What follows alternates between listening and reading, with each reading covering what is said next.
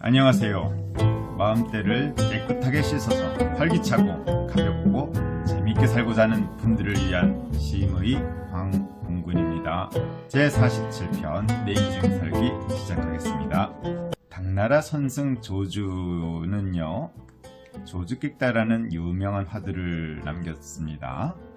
어느 날 조주가 제자에게 그대는 나를 본 적이 있느냐라고 말했어요. 그랬더니 그 제자가 본 적이 있죠. 이렇게 대답하자 조주는 차 한 잔 마시게 라고 말씀하셨어요. 그리고 옆에 있던 또 다른 승려에게도 똑같은 질문을 했어요. 그러니까 앞에 그 제자가 본 적이 없다 그러니까 이제 통밥을 굴린 거죠. 그래서 본 적이 없습니다 이렇게 말했죠. 그랬더니 조주가 또 이르기를 차 한 잔 마시게. 이때 옆에 있던 원주라는 제자가 본 적이 있다는 대답에도 차를 권하시고 본 적이 없다는 대답에도 또한 차를 권하시니 도대체 그 이유가 무엇입니까? 라고 따져 물으니까 조주는 원주에게도 똑같이 차 한 잔 마시게 라고 말씀하셨어요. 이렇게 물어도 차 한 잔, 저렇게 물어도 차 한 잔, 그걸 따져도 차 한 잔. 세상을 살아가다 보면은 내가 맡은 최소한의 일을 해내면서 자기를 비하하거나 자책하지 않음과 동시에 남을 비방하거나 원망하지 않는다면 특별히 심각해질 만한 일은 없겠죠. 조주 선사가 그렇게 살았던 거죠. 그리고 차를 마시는 그 순간에는 단지 차를 마시는 것으로 충분했죠. 나머지는 그저 하고 싶은 대로 살면 된다, 이런 마음을 가지고 살았던 거죠. 화두라는 것은 말의 끄달림으로부터 자유로운 거죠. 우리는 많은 대화를 말로서 하지만 말 외에도 대화가 많이 있거든요. 몸짓, 표정, 낯빛, 이런 것들이 다 대화죠. 그래서 이 화두라는 것은 말을 넘어서 진정한 마음과 마음의 대화를 시도한다, 이렇게 볼 수 있겠죠. 지금 우리 조주 선사는 제자들과 차 한 잔 마시고 싶은 거예요. 그러면서 이런저런 농담을 던지는데 결국 이 시간은 차 한 잔을 마시는 시간이니까 여기에 그냥 충실해보자, 이런 이야기를 하고 있는 거죠. 말보다 본질을 보고 있는 거죠. 말 이전의 세계. 우리나라 황희정승도 이와 유사한 일화를 남겼습니다. 어느 날 하인 둘이 다투는 것을 보고 정승께서 그 사연을 물었어요. 한 하인이 자기의 입장을 말하자 황희정승은 그래, 너 말이 옳다라고 하였어요. 그러자 다른 하인이 자기의 결백을 주장했어요. 그랬더니 정승은 오호라, 너 말도 옳구나, 또 이렇게 얘기했죠. 이때 옆에 있던 부인이 아니 두 사람이 서로 반대의 이야기를 하는데 둘 다 옳다고 하시니 그건 잘못된 판단이 아닌지요? 라고 물으니 황희정승은 허허, 당신 말도 옳구려 라고 말했습니다. 분쟁이 붙으면 판사는 법이라는 특정한 잣대로 판별을 하죠. 그런데 그 잣대를 뺀다면 옳고 그름의 문제는 무의미하죠. 단지 무례함을 달래는 다툼에 황희정승은 이런저런 판단이라는 잣대를 들이대지 않았던 거죠. 황희정승은 위의 일에 대해 옳고 그름을 따질 만한 중대한 사건이 아닌 그냥 내버려두면 저절로 해결되는 자연스러운 삶의 한 모습으로 인식을 하셨던 거예요. 그래서 이런 것은 굳이 판단을 하지 않아도 되겠다, 이렇게 하시고 그냥 A도 옳고 B도 옳고 부인도 옳고 나도 옳고 그런 이야기를 하신 거죠. 사실 우리가 옳고 그런 것은 잣대에 따라서 달라지기 때문에 별 의미가 없을 수도 있죠. 따질 땐 따져야 되겠죠. 하지만 굳이 따질 필요가 없을 때는 그냥 그걸 꼭 따져야 되는가, 그냥 살면 되는 거죠. 내 인생 살면 되는 거죠. 말하지 않음으로써 오히려 아름다운 일들이 얼마나 많은가. 논하지 않음으로써 해결되는 문제들 역시 대부분이다. 그러나 우리는 지나치게 많이 따진다. 삶의 모든 요소에 허황된 자기만의 생각을 내세워 옳고 그름이라는 잣대를 들이댄다. 그러다 보니 생각이 많아져 내 인생을 살지 못한다. 내 인생을 살지 못한다는 것은 쓸데없는 말에 너무 매이는 거죠. 예를 들어서 아까도 우리 조주 선사가 너는 나를 본 적 있느냐, 이게 얼마나 쓸데없는 일입니까? 늘 보았는데 또 그런 질문을 하니까 왜 스님이 저렇게 질문했을까? 스님의 본성을 이야기하는 걸까? 나는 스님을 보았는데 겉모습만 보고 본성을 못 봐서 저런 말씀하실까? 뭐 이런 것부터 시작해가지고요. 그 말에 끄달리는 거죠. 그런 이런저런 남의 말에 끄달리지 않아야 내 인생을 살 수 있겠죠. 그러면은 너는 나를 본 적 있느냐? 그런 거에는 잘 안 끄달린다고 하지만 누가 나를 오해하고 공격하거나 비방하거나 원망할 때 그거 다 쓸데없는 거잖아요. 내가 인생을 똑바로 살았으면은 누구에게 그것을 검증받을 필요도 없고 오해를 받는다 하더라도 사실이 아니니까 거기에 마음을 둘 필요가 없죠. 그런 남의 비방, 원망 이런 하는 소리에 나의 인생을 담보 잡히면은 내 인생 못 살죠. 또한 나 역시 남을 비방하고 원망하고 쓸데없는 일에 내가 관심을 둔다면 역시 내 인생을 못 살죠. 그래서 우리 노자, 무의자연 쓸데없는 일 하지 말고 자연스럽게 그냥 살라 이런 얘기를 하고 있죠. 명심보감 정기편에서 인용한 순자의 말입니다. 쓸데없는 말과 시급하지 않은 일은 그만두고 얽매이지 말라. 조주선사 황희정승과 같은 분들은 그 마음의 중심이 칠정이 아닌 본성에 있었다. 두 분은 불필요한 말에 얽매이지도 시급하지 않는 언쟁에 휩싸이지도 않았기 때문에 올곧게 당신들의 인생을 살 수 있었다. 성현의 말씀을 요약하면 결국 내가 맡은 바 최소한의 일을 해내기와 자책과 자기 비하, 화풀이, 비방, 원망, 불평불만 등을 하지 않기로 크게 대별이 됩니다. 이것으로 충분하다. 이것은 내 인생을 살기 위해 지켜야 할 가장 기본적인 요소들이다. 이것 외에는 신경을 꺼도 된다. 이것저것 신경을 쓰다가 과연 언제 내 인생을 살 수 있겠는가? 내 인생을 살아가려면 외부의 영향을 적게 받아야 한다. 정치나 경제 상황과 같은 외적인 조건에 쉽게 흔들려서는 곤란하다. 또 남이 칭찬하면 우쭐하고 남이 험담하면 발끈하는 자세로부터 자유로워야 한다. 성현의 말씀에 근거한 확고한 자연 철학이 확립되면 내 삶에 대해서 남들이 아무리 이러쿵저러쿵 떠들더라도 개의치 않는다. 그들에게는 내 인생을 판단할 권리가 있음을 인정할 줄 알기 때문이다. 악의적인 공격이 아닌 이상 그들은 그들의 길을 가고 나는 나의 길을 가면 된다. 라는 신념과 배짱으로 살아간다. 실제로 내 인생을 성실하게 산다면 남에 대한 원망과 비방을 할 틈이 없다. 또 타인들이 나에 대해서 비방을 하더라도 그 소리들을 귀담아 들을 시간이 없다. 그의 마음은 고요한 평화와 아름다운 사랑으로 가득 찬다. 40대 초반에 이제 남편과 사별했고 60대 초반에 두 자매가 결혼하면서 지금은 홀로 살게 된 분이 찾아오셨어요. 아들과 딸이 모두 좋은 사람과 결혼해서 분가했어요. 다들 잘 살아가는데 저는 왜 이렇게 우울하고 공허한지 모르겠어요. 어머님은 이미 자식들을 훌륭하게 키우셨어요. 자녀가 어머님에게 의존하지 않고 잘 살아가면 그것이 곧 어머님의 기쁨이 아닐까요? 이제 어머니로서의 역할보다 더 큰 자기 자신을 찾는 것이 어떨까요? 내가 누구에 의한 존재라기보다 나 자신이 될 수 있다면 이런 번잡한 생각으로부터 자유로울 수 있겠죠. 내 인생을 살겠다는 것은 내 인생을 주관하고자 하는 욕구다. 이는 마땅히 충족되어야 할 건전한 삶의 욕구다. 그러나 이를 오해해서 오직 나 하나만을 위하고자 한다면 결코 내 인생을 살 수 없다. 내 인생은 철저히 타인의 인생과 연결되어 있기 때문이다.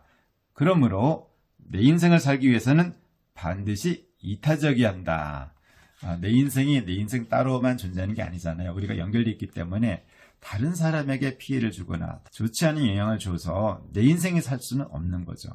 그분들이 가만히 두지는 않잖아요. 내가 존중하고 배려하고 낮은 자세로 임해야지만이 내 인생을 살 수 있다. 네, 이런 뜻이지요. 40대 초반의 한 여성이 말하고 있습니다. 억울하고 분통이 터져서 죽겠어요. 전혀 근거 없이 나를 모함해서 폭력을 썼다며 고소를 하네요. 이래도 되는 건가요? 괘씸해서 이 도시마저 정이 떨어져요. 그 여자를 아주 박살내고 싶어요. 이분이 아주 감정이 아주 치열합니다. 옷에 흙탕물이 튀었다고 생각을 하세요. 조금 귀찮지만 더러워진 옷은 빨면 그뿐이에요. 좀 더 강인하고 유연하게 대처해 보세요. 내 삶이 그런 못난 사람을 상대해야 할 만큼 초라하진 않잖아요. 우리가 살다가 보면은 나의 실수와 상관없이 누군가가 길을 가다가 혹은 차가 옆을 지나가다가 흙탕물이 튀어가지고 내 옷을 버릴 수도 있는 일이거든요. 그런 일을 배제하려고 한다면 내 심리가 흐트러지고 얽히고 어려워질 수밖에 없겠죠. 그런 일은 있을 수 있어요. 살다가 보면은 불편함도 따르고 약간의 피해도 따르고 그런 거죠. 그것이 너무 심하면은 또 강력하게 대처를 해야 되겠지만은 넘어갈 건 가볍게 넘어가야지만이 내 인생을 살 수 있게 되거든요. 내가 웃고 즐기고 떠들고 놀고 먹고 마시기도 바쁜데 언제 이렇게 옆의 상황, 타인의 상황을 신경 쓰면서 살아가야 할까요? 이제 그것은 그만두는 것이 바람직하겠죠? 어느 날인가 누군가 내게 다짜고짜 물었어요. 달마대사가 서쪽에서 온 이유가 무엇인가요? 제가 말했죠. 달마는 달마 인생 살려고 그러는 거예요. 그것이 그렇게 궁금한가요? 우리 각자가 각자 인생을 사는 거거든요. 그것은 알 수가 없는 거예요. 왜 저 사람이 저렇게 사는지. 나도 내 인생을 살펴보세요. 내가 왜 이렇게 사는지 나 자신도 모를 때가 있잖아요. 그러니까 그런 쓸데없는 관심은 끄자. 그래야지 내 인생을 살 수 있잖아요. 달마대사는 욕심을 부리거나 남을 원망하거나 비방하지 않았다. 자기가 해야 할 바에 충실했다. 그렇게 본성에 맞춰 살았다. 남과 내가 하나임을 깨쳤기에 더없이 이타적인 삶을 살았다. 그런 달마대사의 정신은 우리가 충분히 배울 가치가 있다. 그러나 내가 달마와 똑같이 생활할 필요는 없다. 달마는 달마 인생을 살 때가 가장 즐겁고 나는 내 인생을 살 때가 가장 기쁘다. 내 인생 살자고요. 나는 내 삶의 주인공, 역사 속의 사건들, 신문에 나는 이야기들, 세상에서 정한 규칙들 역시 단지 내 인생의 참고사항일 뿐이다. 내가 걸어온 길이 내 역사요. 내 주변에 일어나는 일들이 곧 시사요. 내 본성이 곧 법이고 진리다. 내 인생이 제일 중요하겠죠. 이렇게 내 인생이 가장 값지다. 아무튼 내가 최고다. 아무리 남과 비교하더라도 나만한 사람은 없다. 내가 없으면 이 세상도 없기 때문이다. 내가 비록 큰 잘못을 하더라도 비록 내 삶의 극한에 수치스러운 일이 있을지라도 그 모든 삶을 내 인생의 원소로 여기고 무한히 나 자신을 용서하며 새롭게 출발해야 한다. 그런 자세가 필요하죠. 그래야지 사는 맛이 있을 테니까요. 가급적 내 머릿속에서 희생이란 단어는 지우는 게 좋다. 상대를 위해 자기를 희생하더라도 상대는 그런 내 마음을 알아주지 않는다. 오히려 내가 도와준 상대로부터 피해 보상을 요구당하는 황당한 경우에 봉착하기도 한다. 그러면 다시금 원망을 품고 눈물을 흘리고 한숨을 몰아쉬면서 상대를 탓할 것인가. 우리가 살다가 보면은 누군가가 자기를 희생해서 나를 도와주는 것, 이것을 우리가 원치는 않잖아요. 그러니까 나도 역시 나를 희생해서 남을 도와준다는 그런 생각은 내려놓는 것이 바람직하다고 봅니다. 내 에너지가 넘칠 때, 그 넘치는 에너지로 도와줄 때 그 도움을 받는 사람도 부담을 느끼지 않거든요. 그렇게 돕는 것이 가장 좋은 길이라고 봅니다. 더 큰 사회를 위해서, 국가를 위해서 너를 희생하라, 이런 가르침에는 더 이상 당하지 않기로 합시다. 정신 똑바로 차리고 삽시다. 내 인생을 사는 방법의 핵심은 내 입장을 분명히 하기다. 내가 할 수 있는 일은 하고 못할 일은 못할 뿐이다. 다만 이러한 주장이 내 게으름과 고집에 바탕을 둬서는 곤란하다. 반드시 성인의 가르침대로 예법에 준거해야 통용될 수 있다. 저도 제천시와 더불어서 내 인생을 살려고 했는데요. 한방자연치유센터에서 한의사도 없고 한방 프로그램도 돌아가지 않아요. 참 이거 심각한 문제 아니겠습니까? 본래 한방자연치유센터는 시청과 민간이 협력해서 함께 더불어서 발전해 간다라는 취지가 있었던 거예요. 그런데 이번에 시가 발주를 하고 시가 들어옵니까? 이렇게 황당한 경우가 어디 있습니까? 그러려면은 그냥 시청에서 그냥 우리가 직영으로 운영할 테니까 그냥 하겠다, 이렇게 얘기하시면 되잖아요. 괜히 위탁이란 절차를 빌미 삼아서 우리도 경쟁했다. 그게 말이 됩니까? 시청의 시장님이 임명하는 한방바이오재단, 거기에서 입찰에 참여하면 그러면은 특화산업 육성과 여기 부서에서 시장님 눈치를 전혀 보지 않고 심사위원을 선정한다고요? 아니 이게 무슨 장난하는 겁니까? 어떤 사람이 건물을 가지고 있었어요. 어떤 세입자가 그 건물에서 카페를 운영했는데 너무너무 잘 됐어요.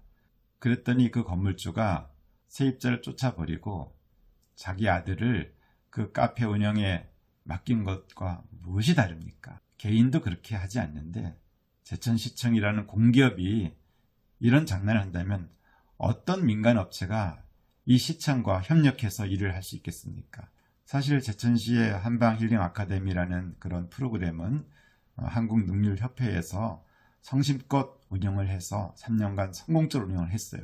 그랬더니 또 그것도 한방바이오재단에서 날름 따먹고, 그러면 누가 제천시와 손잡고 일을 하겠습니까?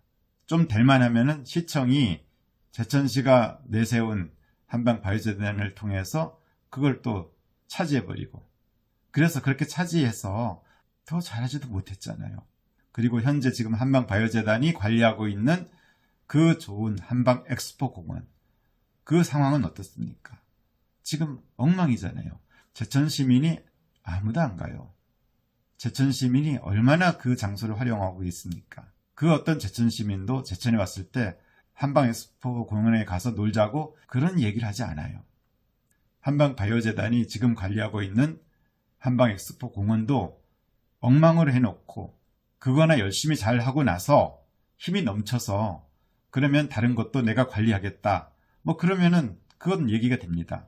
지금 하는 것도 제대로 하지 못하는 그 재단이 민간업체가 열심히 잘하고 있는 거 그거 날름 따먹고 이렇게 해서는 제천시의 한방의료관광 비전 없지요. 그냥 그 타이틀 그냥 내리시기 바랍니다. 이게 뭡니까? 누군가가 제천시에 왔어요. 제천시가 자연치유 도시라고 합니다. 그리고 한방특화도시예요. 그러면 누군가가 묻겠죠. 시민에게 혹은 시청의 부서에게 묻습니다. 여기가 자연치유 도시라면서요? 그러면 당연히 네, 우리 제천은 자연치유 도시입니다 라고 말하겠죠.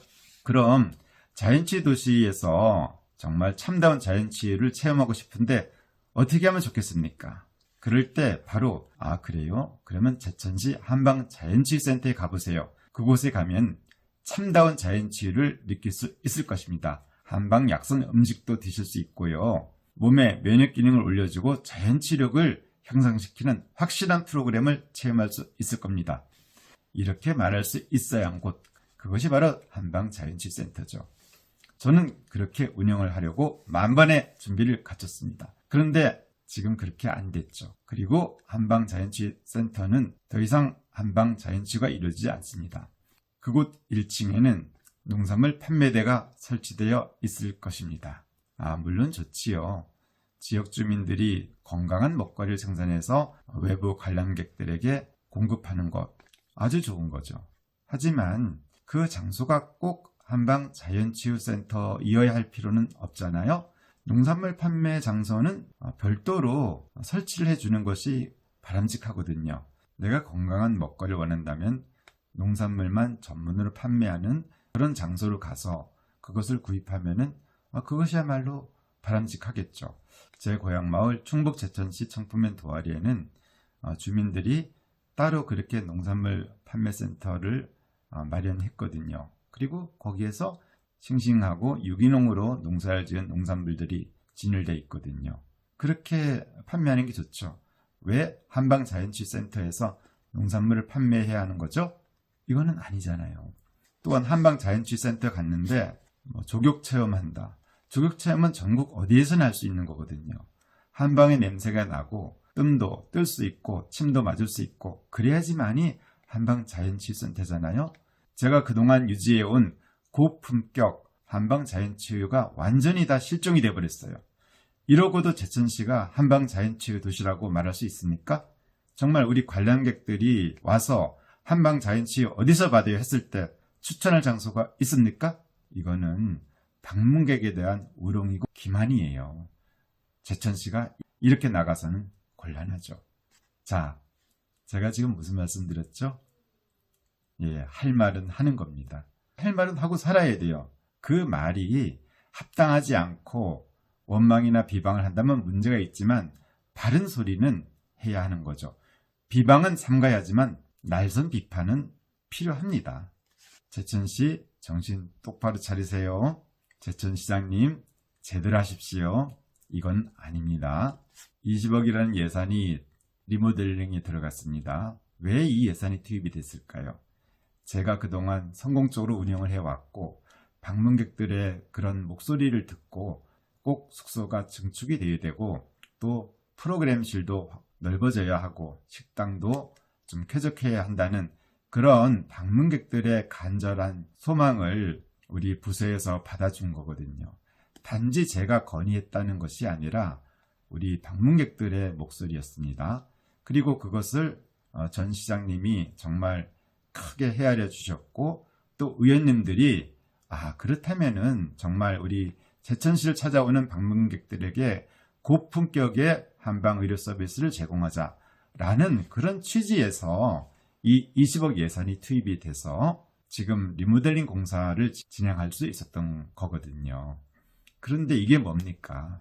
그 아름다운 취지를 그냥 한 방에 무너뜨리고 그냥 농산물 판매나 하고 말만 한방 힐링인 허접한 프로그램을 대충 돌리겠다고요? 이건 아니잖아요. 제천이 한방 자연치 도시라는 그런 타이틀은 이제 내려놔야 합니다. 그런 타이틀을 달려면은 제대로 해야지요. 아니면은 그냥 내려놔도 되지요. 내려놓고 그냥 관광도시를 갑시다. 그러면 누가 뭐라 그럽니까? 말은 한방 자연치 도시라고 해놓고 그렇게 의료 관광객을 오시라고 해놓고서는 핵심이 없다.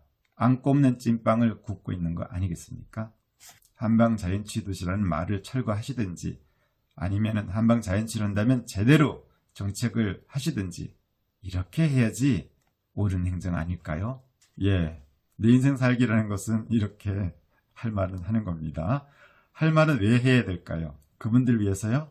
그분들 제가 할 말 한다고 제 말 안 듣습니다.